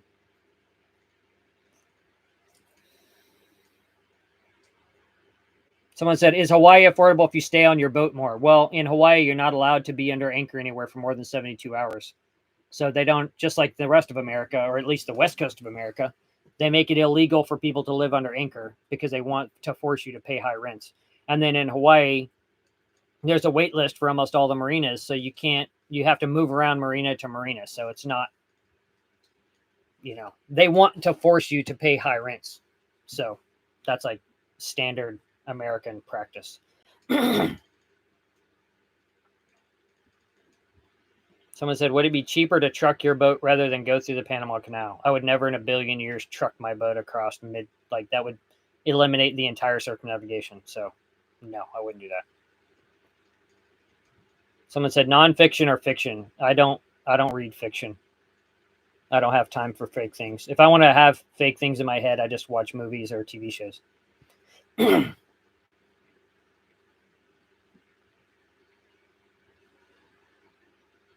Warm cats are a different story. Warm cats are really cool. They're really neat. First time I saw those were in French Polynesia. They're awesome. Like handmade a lot, and they're based on Polynesian voyaging things. If I ever did the race to Alaska, I would want to do it with a couple friends and do it on a warm cat because that's your best bet of like placing good because it's a multi-hull, so they're faster. But warms are really cool catamarans.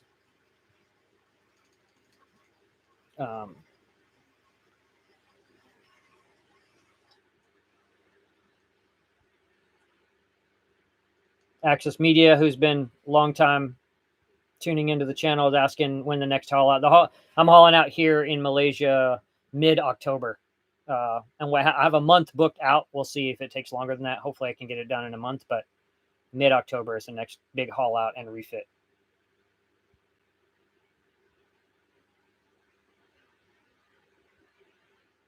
Someone said, what's my worry for India? India is just a nightmare with paperwork, and there's not any cruising facilities, and there's not many good anchorages. It's just not a good place to cruise, and it's in the wrong route for where I'm going because I'm not going to the Suez Canal. So I would be upwind of where I want to be. Did I enjoy my time in Scotland? I absolutely love Scotland. I can't wait to cruise back. I never got to do the Outer Hebrides or anything like that. So I can't wait to like get back and cruise England someday and get back to the Orkneys and spend some more time.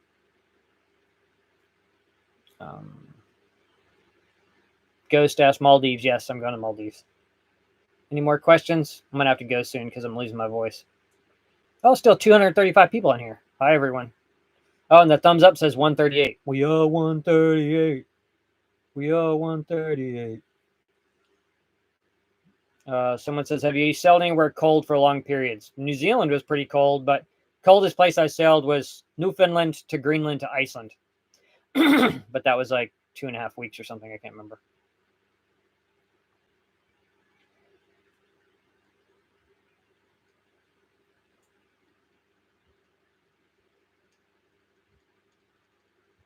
What else? Oh, hello, Sailing Harlequin, OCC friends. Hiya. I'm not going to the Seychelles because they charge you to anchor, and it's against my religion to pay to anchor.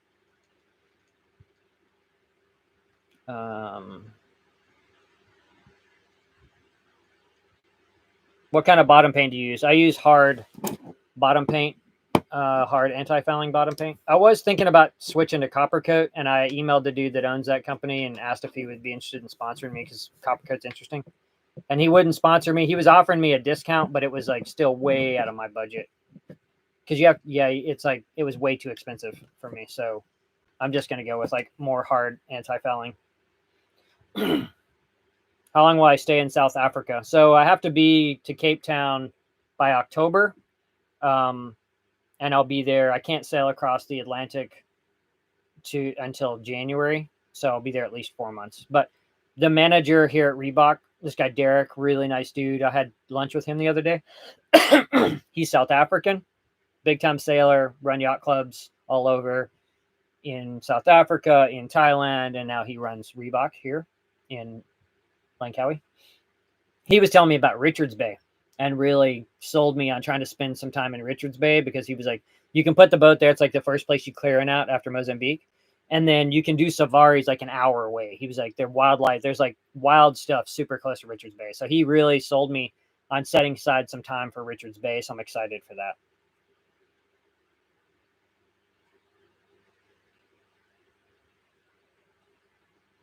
Someone asked my top speed when sailing. Probably if I'm doing more than 7.5 knots for any extended period, I reef down because the boat feels unsafe. What's my secret to happiness? Being my own boss.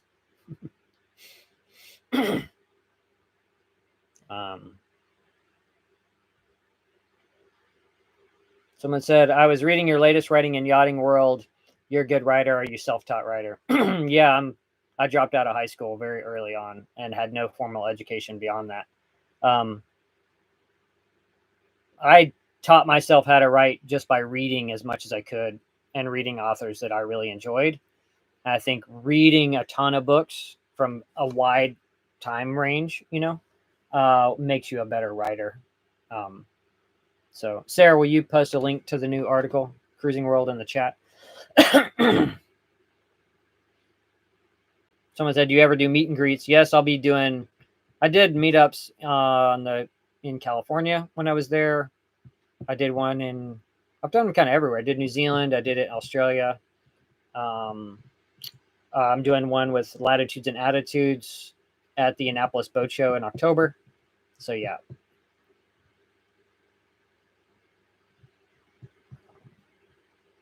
Someone said, where are you planning on going North Atlantic crossing? So I'll leave Cape Town. I'll go up to Namibia, do the Skeleton Coast, and then St. Helena, Ascension Island, and then to Brazil. And I want to go up the Amazon. And then I'll do the Caribbean as long as the season allows, and then head to Panama. I would like to transit the canal before the hurricane season started. But then that'll be sort of like middle of 27. Then I'll have to leave the boat sitting in Panama because there's hurricanes on either side. I'll have to leave the boat for like 5 months or something while hurricane season blows itself out and figure out from there. Someone said will this be your first time in Africa? Yeah, I've never been to Africa. That'll be like mad bucket list check to like sail into Africa. How cool is that? Oh, the storm stopped, by the way. Anyone that's been watching long enough to remember the storm.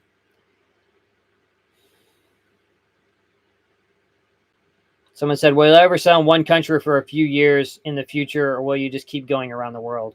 This is circumnavigation. I spent a full year in New Zealand, but the thing to remember is like you can't just go to a country for a year because you want to. So visas, time periods, how long you're allowed to keep the boat places, all that stuff plays into it. And the absolute reality is, which doesn't really play into my factor, but it is something that I have to, at least in the back of my mind, think about, is like, I make my living making videos on YouTube and showing. And like, I was in New Zealand a year and people stopped watching the videos because they were, and like talking shit in the comments, being like, we're sick of New Zealand videos. So it's like, then it starts to get to where I can't afford to like pay the bills, you know, which it didn't change. It doesn't change how long I stay in a place, but it definitely changed how I produce content. So now I don't film nearly as much as I did in New Zealand because I thought people would want to see what I was seeing. But I took a lot of backlash because I produced so much content in New Zealand. So now I stopped filming so much and I just kind of film certain things. I film things that I think people find interesting, but it was shocking to me that I took heat for like, you know, but you know, once I finish the circumnavigation, then I plan on leaving and doing an open-ended wander. And at that point, hopefully, you know, I plan on setting it up so that I have some other avenue stream of income so I don't have to rely on YouTube to be my sole income, and then I can do whatever I want. Someone said, will you come back to California? I mean, I have to sail back to California to complete the circumnavigation, but I don't ever plan on repatriating to the States full-time ever in my life.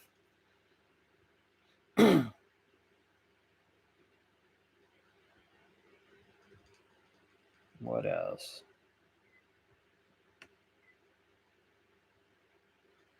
Someone said, you know better not to listen to haters.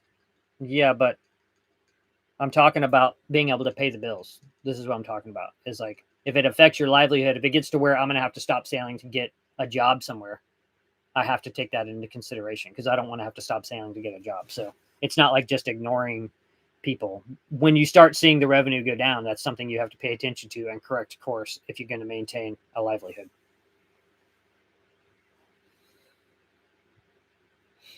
Someone said, what else would I do? I can do all kinds of things. I have many, many skills to make a living as my own boss. Not in a place to talk about it at the moment, but someone said, Sam Holmes, wonder how far he is from where you are. Sam's about 120 miles away from me right now.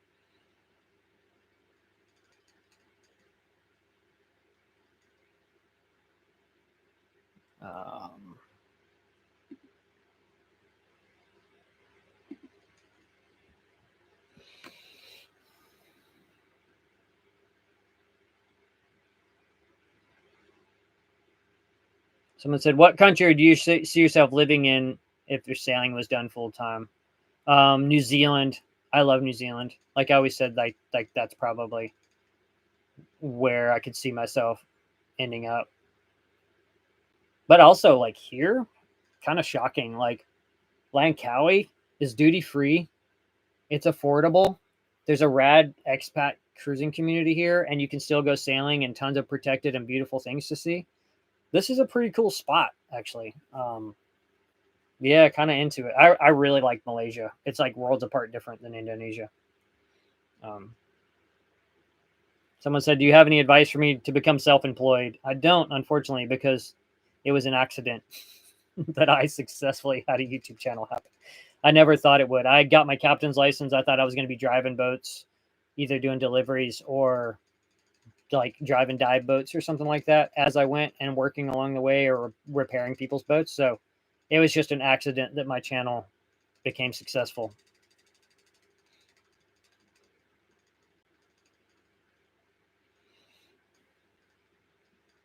Someone's mentioning Colin. I don't know in what context. Colin was on the chat earlier. I don't know if he still is, but Colin has his video of his solo sail to Hawaii just came out. So head over to Colin's channel. I don't have the link on hand at the moment, but Colin, if you're still on, will you post a link to your channel so people can go follow it?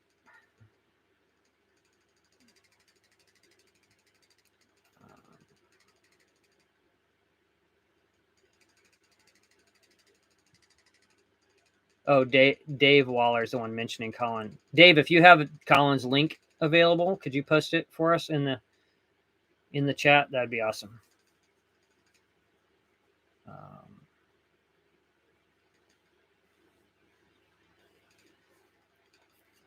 Someone said, have you dealt with any anti-American prejudice? Only very recently. And I don't want a bunch of political bullshit to blow up in the chat, so I'm not going to elaborate on that. But here's the thing. I receive it online, but no one ever talks shit to my face. I had like one dude talk shit to my face because he was drunk. Some annoying drunk English dude tried to talk shit to me about being an American, and it was like going off on me. And this was in Indonesia.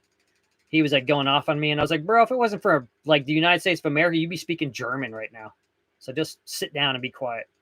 Other than that, most of the time people are chill, especially out in the wide world. It's like we're all just travelers out here, and we try to leave politics and all that bullshit aside and just focus on the magic of the world and not the fucking nightmare stuff. Someone said, do you have an AIS transponder or just a receiver? Transponder is required in Thailand. Yes, it's also required in Indonesia and Malaysia. So yes, I have a transponder.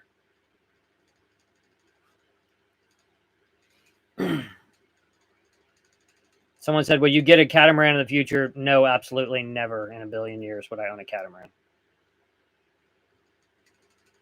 I also would always choose a cafe racer over like a trike motorcycle.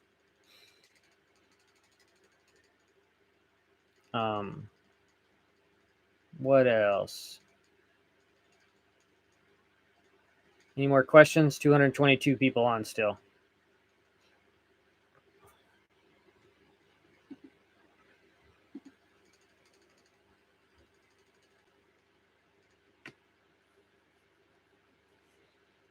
What else? Any more?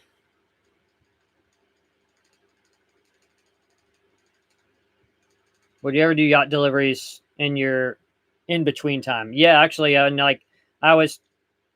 there were some negotiations happening on me delivering one of the Transpac boats from Hawaii back to LA, but that boat didn't end up running the Transpac, so I didn't end up doing it. But I would only take like high dollar, top end yacht deliveries at this point of boats that were like I knew were at least in decent condition. My days of like taking garbage money to deliver yachts that are falling apart are behind me, fortunately.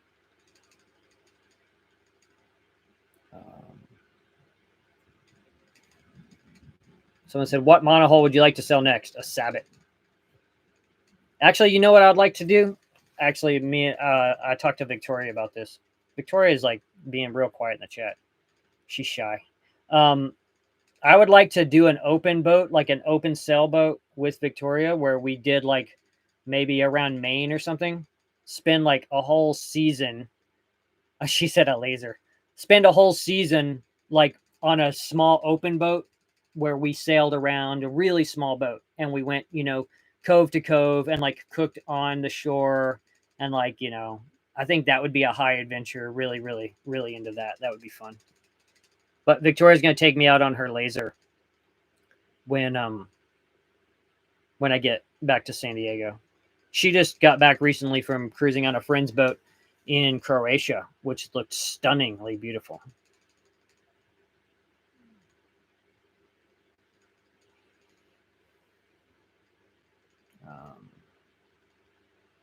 Someone said, is crewing on boats the best way to gain sailing experience?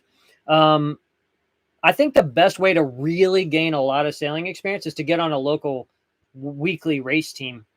So like I've said before, I'm not a competitive person, but I learned the most about sailing from my time on race boats in Southern California. I used to race on Tuesdays and Wednesday nights, and you make so many different tacks and sail configurations, changing sails and all this stuff to really get the most out of the boat in these short races that you'll learn a ton about like sail trim, about sailing, about everything from racing, even if you're not a competitive person. It's really the best way to know and understand sailing.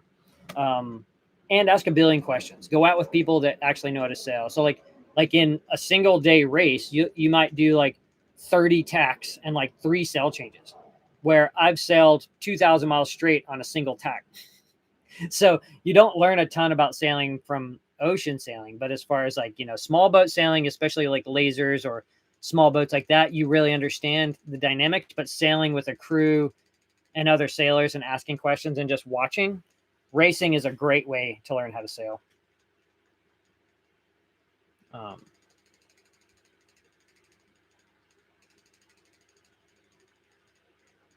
What else? Someone said, how many hours do you spend plotting a new passage, reading charts, books, guides, etc.? Is it done the night before, days before? It starts a year before. Like, I start my research a year, 6 months to a year in advance. Usually about a year in advance. Like, I currently know nothing about the Caribbean. I've never cruised there. I don't know the names of the islands. If you put down a chart and ask me to name the islands, I have no clue, other than like Haiti, Cuba, and Puerto Rico. I could probably point those out, but I know nothing about that region because I only concern myself with the next year's area. So I've been doing extensive research about the Indian Ocean, South Africa, everything I can learn. So I start my research a year out. I use No Foreign Land, which is fantastic for figuring out anchorages. And then that stuff kind of never stops. But I start the bulk of my research 1 year out. I buy like I mentioned earlier, like I own all the Jimmy Cornell books, which gives you the baseline for all of the routes around the whole world. I have all of his books. I use the wind charts. So he's going to tell you when you have to be in places, you know, weather-wise, when it's safe to sail. You can understand the seasons that way. So that determines when I can sail at a place. And then I start going from there. Like, you know, I just got this pilot book for Thailand. So I've been getting deep into the anchorages that we're going to go at. And then basically I go on No Foreign Land for the local stuff. And I click on it and I read the reviews of the different anchorages. And then I set up, okay, these are possible hops. And then I save myself a little bit of buffer for meeting cruisers to be like, also check this and this and this out. So, but as far as like planning goes for route planning for big ocean stuff, I start a year in advance of that.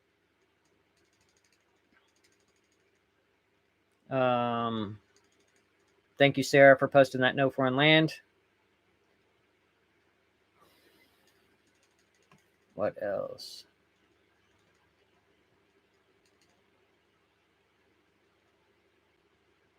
Someone said, what racing boat did you crew on the most? On Wazoo, which was a Santana 3030. Sarah, will you post my books, favorite sailing books link in the chat for me? Someone asked if I'd done freshwater sailing. No, I've never sailed on any lakes other than Lake Macquarie in Australia, which is brackish. In my opinion, is full keel or skeg rudder a requirement for blue water cruising boat or safety? I personally would never want a spade rudder ever for a blue water boat, ever, or any adventure sailing boat. I know tons of boats out there have them. I'm not saying they're not seaworthy or anything like that. I'm saying my personal preference is full keel or like a long fin with a skeg hung rudder. And I prefer like encapsulated keel. I'm like, I don't ever want a boat with a bolt-on keel. Again, lots of boats have them. I'm not hating. I'm just saying my preference. I like encapsulated keel, but skeg hung rudder with a fin keel is an awesome option because the maneuverability is much better than a full keel. But full keels are fantastic for in a big seaway or running aground on coral. Also, non-cord boats. I'm not a big fan. Those are harder and harder to find, but I like solid fiberglass boats.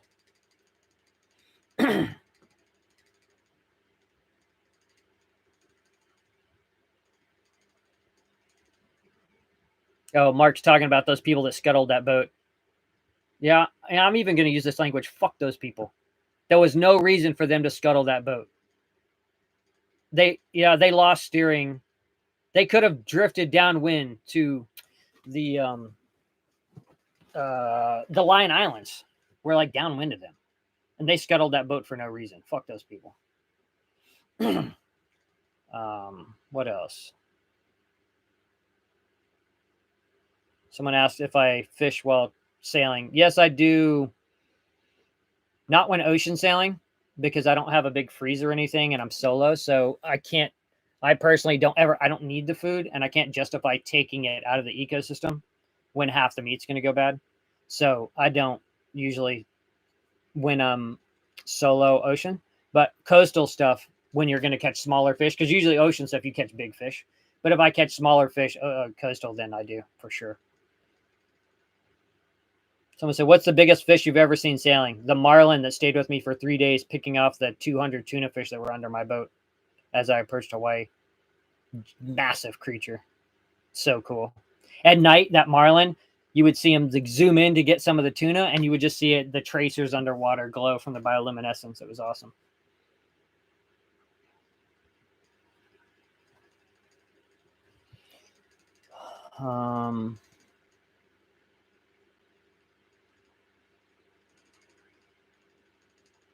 What else? Someone said, "What's your craziest experience with weird VHF radio chatter?" When I was approaching Pokai Bay in Hawaii, I heard a fisherman call on the and I have video of the whole thing. Fisherman call that he watched a plane crash in the ocean. Like it looked like the wing had broken off and it spiraled down, and he saw a plane, small plane, crash in the ocean. He called it into the Coast Guard. I have the whole thing on video. He described it very clearly. Coast Guard didn't know anything about it, and I watched the news for weeks, and there was never any mention of it. Super spooky. Any white sharks? Yeah, I saw tons of white sharks in California. Someone says, "Do you just have so you have an ice box? If so, how long does the ice last?" No, I have a fridge, but the freezer is like this big, so it's not big enough to store like giant pieces of fish. Someone said, "Any ham or FM radio?" No, I don't have that on my boat. Someone keeps asking about how fast to go on a passage. Fastest during a passage, I don't know, 7, 8 knots.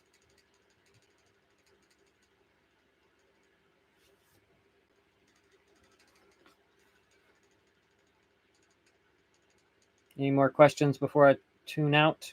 My voice is going.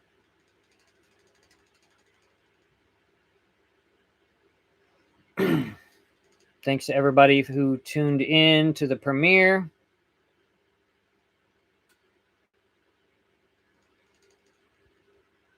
Someone said, "From your Hawaii passage to now, your appearance has changed." It's good to keep in mind that Hawaii passage, my wife had just left me. Totally a shattered heart. My whole life had been turned upside down and shaken. And then within 14 days, I was adrift in the middle of the ocean and didn't know how I was going to save myself in my boat. So that kind of stress and grief really takes a toll on you. So that's the thing to keep in mind when you think about what I look like during the Hawaii passage. The fact that I survived that mentally is, I don't even know how I managed it.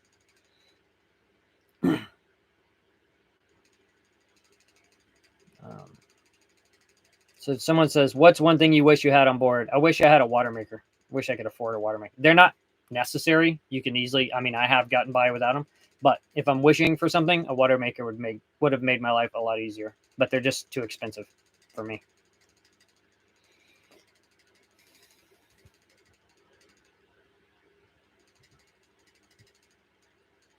Someone asked, "Did sailing life scare you at first? Or are you just ready for a new life?" No, I don't scare very easily. I've been startled, but I excel at danger.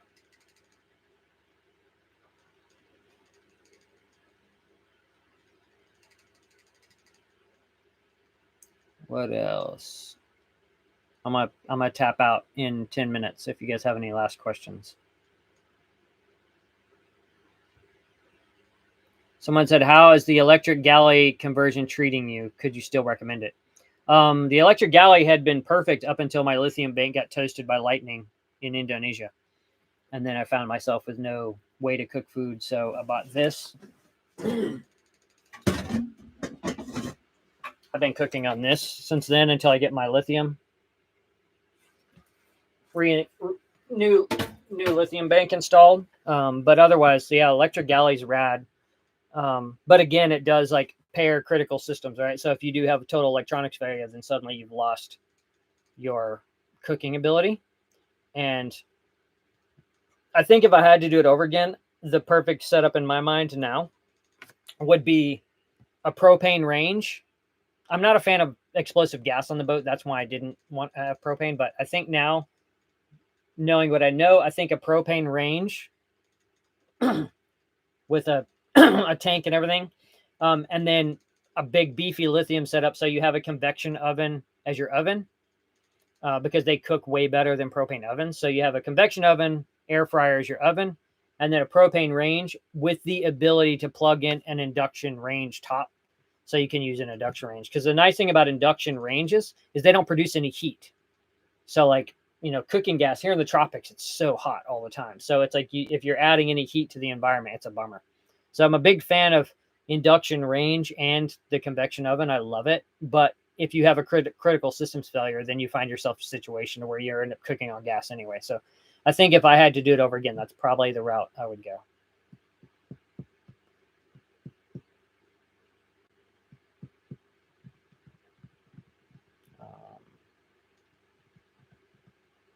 What else? Any more questions before I tune out?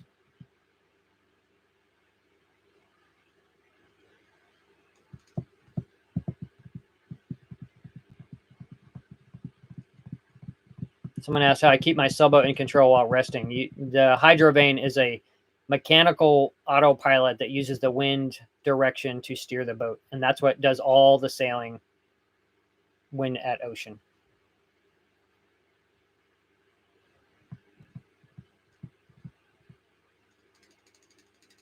Did it take getting used to putting your personal life online? I don't know that it took any. I've been doing it for 8 years now, and definitely the first couple of years, like no one watched the channel anyway, so maybe that was like my ease-in period. I definitely have gotten more comfortable with it, but it's funny. I used to get so embarrassed, like filming even on the dock. I would whisper at the camera because I felt like an idiot, talking to the camera. But it's funny, once it starts paying all the bills, it pays for all the slip fee and all your food, and you don't have to work for someone else. It's like, hey, how's it going? What's up? I don't care how stupid I look because this is paying the bills. So you kind of get through that sort of like transition. But nowadays, it's also a billion people filming themselves doing dance routines. So you look less corny if you're not doing really corny stuff. So the environment around filming yourself has changed quite a bit. Someone said, will you do a live in San Diego for us? Yeah, maybe. I might do a meetup in San Diego too. But it might be casual. Oh, this is a good time. Is there anyone in San Diego on the chat? Because me and Victoria would love to get on race boats for September. If anyone knows of people racing and need rail meet in San Diego.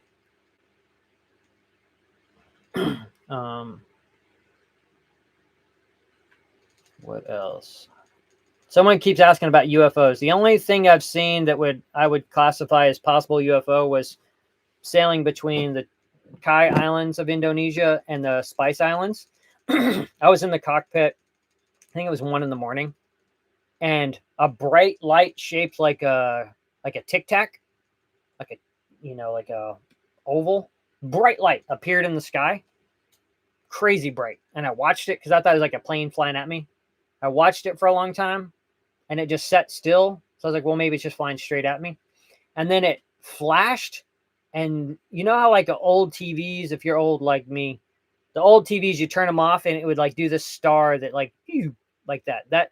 I watched this bright light that just sat still, flash like that, and then it just turned into an old TV turning off. That's the only thing that I've seen that was like, whoa, what the hell was that?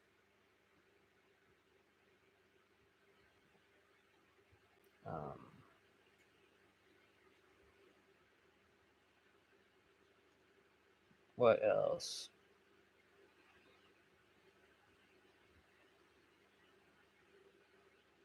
All right, we got 6 minutes. Any last questions? We got the UFOs knocked out. No more I haven't seen any flat earthers on here yet, so we're doing good. What else?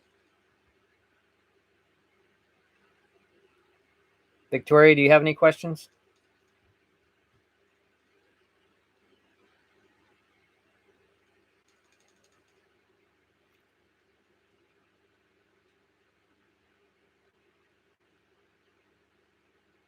I keep trying to sail off the earth, but the edge keeps getting further away. You know what I mean? Someone asked if I have a code 0. No, I have an asymmetrical spinnaker, but no code 0.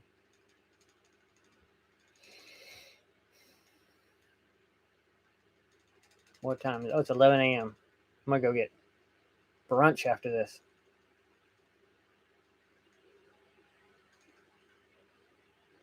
What anchorage in Thailand are you most looking forward to? Victoria asks.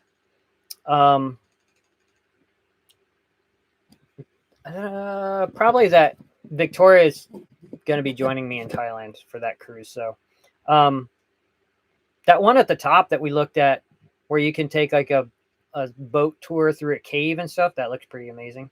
All those anchorages, they're all so close together and they all look stunningly beautiful. But there's a bunch with caves, so any of them with caves, I look forward to.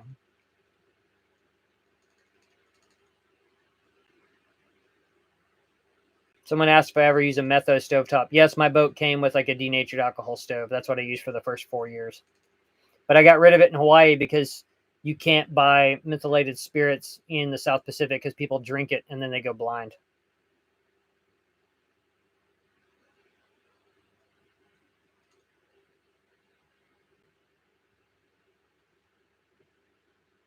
What else? 4 minutes. Any more questions? What's for lunch? I've been going to this place, which is like, I'm a person who appreciates something that I find hilarious, which most people don't necessarily find hilarious. But near to here. So this I'm on Reebok Island, Reebok Marina, which is paradise. I love this place. They have a free ferry that goes every hour to Langkawi, main island. And there's a little, you can walk to this restaurant called Howdy, which I think is very funny. And it's like small Malaysian women in like hijabs, and you walk in and they say howdy, and it just kills me. But the food, they have really good food. They have really good eggs Benedict there, and like I got some other like really good dishes there. So I'll probably treat myself to that. Go over to Howdy. I'm gonna have to get by their hat because it's just so funny to me.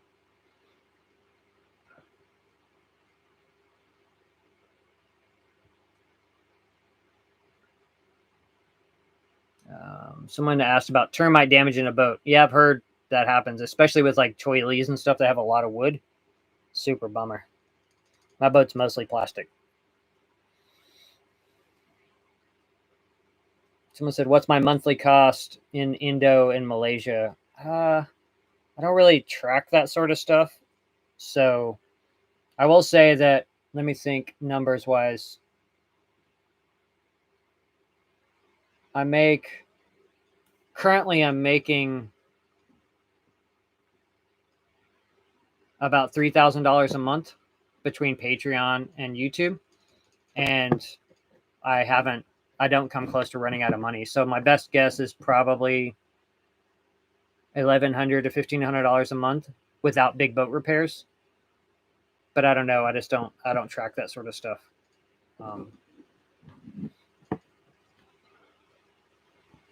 Wheel over tiller or tiller over wheel. It comes down to boat size. So any boat under 40 foot, I don't believe should have a wheel ever. I love tillers. You can feel the sea in the tiller. You can tell what the boat's doing. You can instantly tell if the boat's balanced. There's less things to break, like linkages and all that stuff. With a tiller, I love a tiller. But once you get to 40 foot or above, the pressures just become too great. And if something happens and all your electronic autopilots fail and you end up having to hand steer, you'll get extremely exhausted, and it's very difficult to hand steer for long periods with the pressures that come with an over 40 foot boat. So I think over 40 foot, you definitely need a wheel. Under 40 foot, tiller all the way.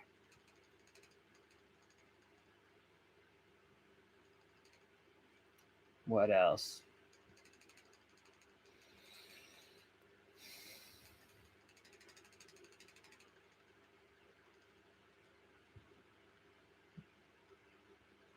Favorite tool for bottom cleaning? Hiring other people. Hopefully you can just keep it like they have those big handheld Scotch-Brite pads, you know? If you can keep it clean enough to where you just use that, that's like the least pain. But otherwise, a suction cup handle for scraping. Those suction cup handles are very, and I always tie a line around my wrist so when I drop it, I can not lose it. People keep asking me about marijuana. I'm sober my whole life, so I don't know anything about marijuana.